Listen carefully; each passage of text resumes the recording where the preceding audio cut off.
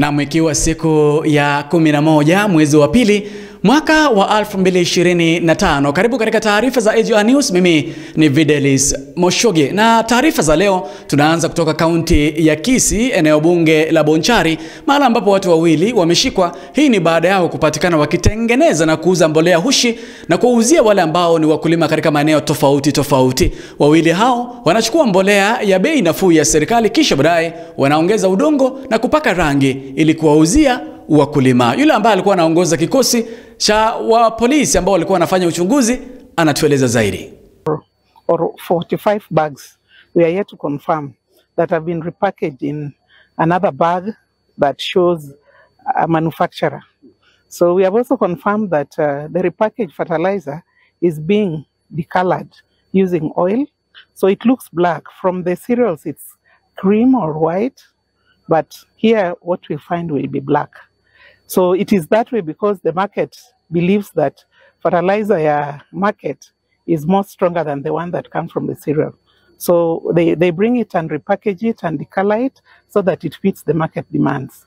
Yeah, there was a little bit of resistance, but after tuliwaambia sisi tumekuja kuwasaidia kwa sababu wananchi saa zingine wanaweza uziwa vitugushi na wajui. So ni sisi ndio kama serikali tutaweza kuwasaidia kujua hii ni gushi na hii si gushi. So wamelewa and you can see they are very peaceful. Labda kuna wale ambao ni wakulima wamechukua ama kununua mbolea hiyo na kuitumia katika mimea yao. Sijui kama hiyo mimea itazaa matunda ama itakuwa namna gani. Tunaomba uchunguzi wa ndani ufanywe ili kujua zaidi kuhusu mbolea hiyo hushi na mahali ambapo labda imeuzwa. Lakini tukiachana na hayo, kutoka kaunti ya Kisii tunaingia katika bunge la Seneti, mahali ambapo seneta mteule ambaye ni Gloria Ruoba amepewa nafasi ya kuomba msamaha kwa matamshi yake ambaye aliyazungumza kuhusu bunge hilo la Seneti, akisema kwamba kuna wale ambao ni viongozi ambao wanatumia ngono ili kupata nafasi katika bunge hilo la Seneti. Kumbuka kwamba Gloria Ruoba alipewa likizo ya lazima ya zaidi ya miezi miwili. Thank you, Speaker, for giving me this time to possibly offer my apologies to the members of this House and to the members of the staff who I might have offended as I pursued whatever I was pursuing in terms of oversight or legislation. Mr. Speaker, if there is anyone, and I know that there are people who have actually come up to me and told me that I offended them, take this as my sincere apology, and truly from the bottom of my heart. And as you can see, I have learned how to present and represent people better, and it is a learning curve, Mr. Speaker. However, I do understand that also I own up my actions and I own up my space, and so therefore, as I proceed for my suspension, I do hope that those I have offended will find it in their hearts to forgive me, and that it was not my intention to put out and maybe put out the Senate to seem that I'm trying to ridicule this upper house. Thank you, Mr. Speaker. Wanasema mdomo ni sehemu ndogo sana ya mwili, lakini huenda ikaleta shida kubwa zaidi. Wanasema kwamba msaa uleta usaa. Lakini tukiachana hayo, kutoka bunge la Seneti tunaingia katika bunge la kitaifa, mahali ambapo spika wa bunge hilo ambaye ni Moses Masika Wetangula amesisitiza kwamba muungano wa Kenya Kwanza ndio muungano ulio na wengi katika bunge hilo la kitaifa. Hii ni baada ya jaji Lawrence Mugambi kusema kwamba Wetangula alifanya makosa wakati ambapo alitangaza kwamba muungano wa Kenya Kwanza ndio wenye wabunge wengi katika bunge hilo la kitaifa, akisema kwamba Azimio la Umoja wa Kenya ndio muungano ulikuwa na wabunge wengi. Lakini leo Masika Wetangula amesema kwamba muungano huo wa Kenya Kwanza ndio muungano ulio na wengi katika bunge hilo la kitaifa. Umoja One Kenya Coalition Party. However, I decline to engage in this controversy. Arising from the foregoing, the Kenya Kwanza Coalition is the majority party, and the Azimio la Umoja One Kenya Coalition Party is the minority party in the House. I have not received order. I still have a little more to go.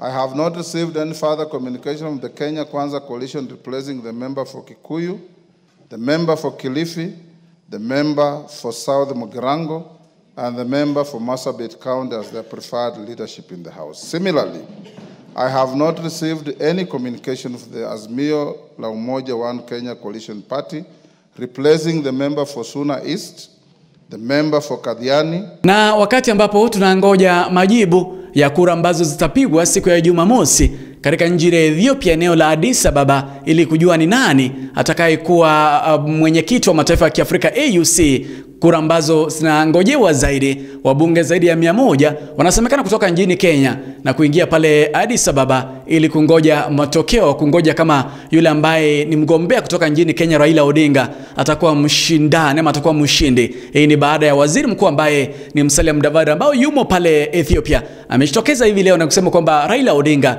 ndiye mgombea ambaye mwenye kila ambacho kinahitajika kuwa mwenyekiti wa mataifa ya Kiafrika. Tuwasikize wanasema namna gani, ama Musalia Mudavadi alikuwa na haya ya kusema.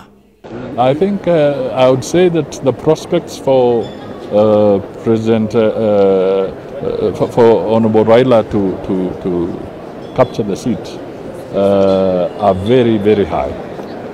He has campaigned very extensively on the African continent. President Ruto has given him all the support. He has gotten all the support and encouragement from the President of Kenya.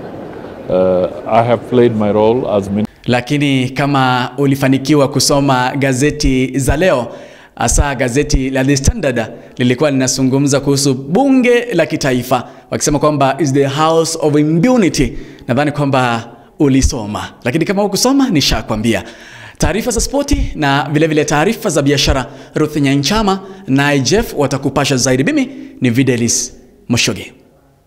Na katika rubasa kimataifa ni kwamba Rais wa Rwanda Paul Kagame amekutana na Emiri wa Qatar Bwana Sheikh Tamim Hamad mjini Doha. Marais wawili wamefanya mkutano ambako wamejadili mambo ambayo yanahusiana kwa ukaribu sana, jinsi ambavyo watafanya biashara na kusaidiana nchi hizi mbili, nchi ya Rwanda na nchi ya Qatar, katika kujiendeleza kimaendeleo.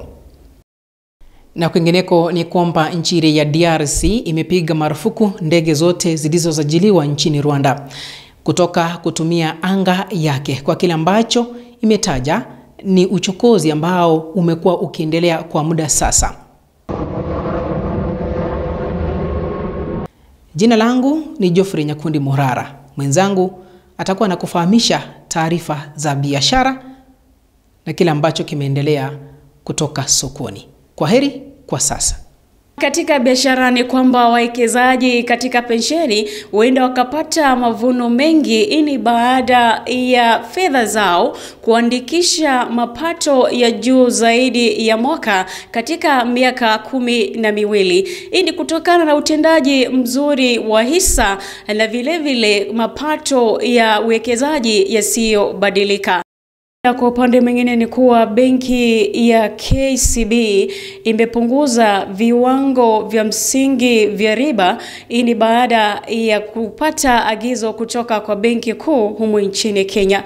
Basi benki hiyo imetangaza kupunguza viwango vya msingi kwa malipo ya mikopo kwa asilimia 14.6, na inakuja siku moja baada ya benki ya Cooperative kutangaza kupunguza viwango vyake kwa asilimia 14.5. Nikome hapo kwa sasa. Jina langu ni Ruth Nyanchama.